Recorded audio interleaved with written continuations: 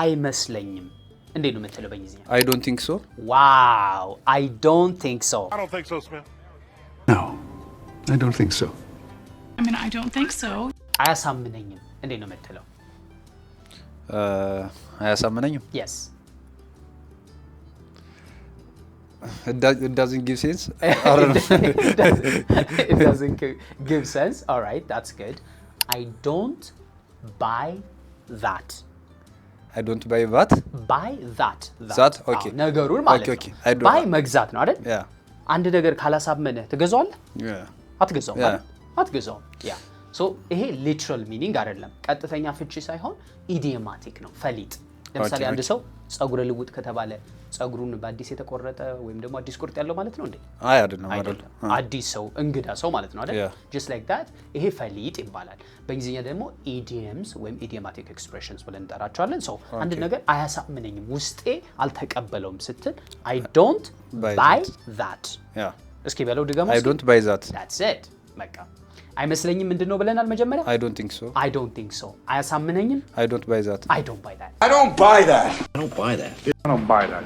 አሁን ደግሞ እኔ እንደዛ አላየውም፣ እንደዛ አላየውም፣ እንደዛ አላየውም፣ በዚህ መንገድ ወይም በዛ መንገድ አላየውም እንዴት ነው የምትለው? አንድ ነገር ሳትስማማ ስትቀር ማለት ነው።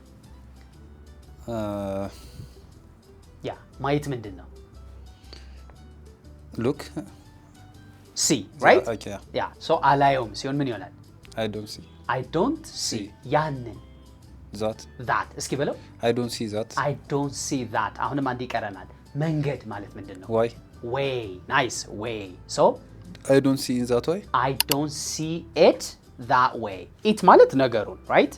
so ለምሳሌ ትምህርት በቃ like አለ አይደል ጥሩ ገንዘብ ለመስራት መማር ግዴታ ነው አልኩህ እኔ let's say አይ እኔ እንደዛ ላየውም በሌላ መንገድም ገንዘብ ሊሰራ ይችላል ስትል I don't see it ሐሳቡን ማለት ነው I don't see it that way እስኪ በለው Okay, I don't see it that way. that's it I don't see it that way. I don't see it that way. ያ በዛ መንገድ አላየውም በዛ መንገድ አልረዳውም I don't see it that way.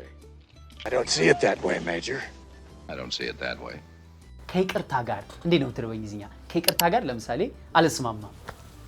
ከይቅርታ ጋር I'm sorry but I don't agree. yeah. right? yeah that's a cool one. ግን ከይቅርታ ጋር more relate የሚያደርግ ኤግዛምፕል አለ። ለምሳሌ ምን ማለት ይችላል ለምሳሌ I respectfully ማለት በማክበር ማለት ነው actually ቀጥተኛ ትርጉሙ so I respectfully disagree ካልክ ከይቅርታ ጋር አልስማማም እያልክ ነው። Sir, I respectfully disagree. I respectfully disagree. I respectfully disagree.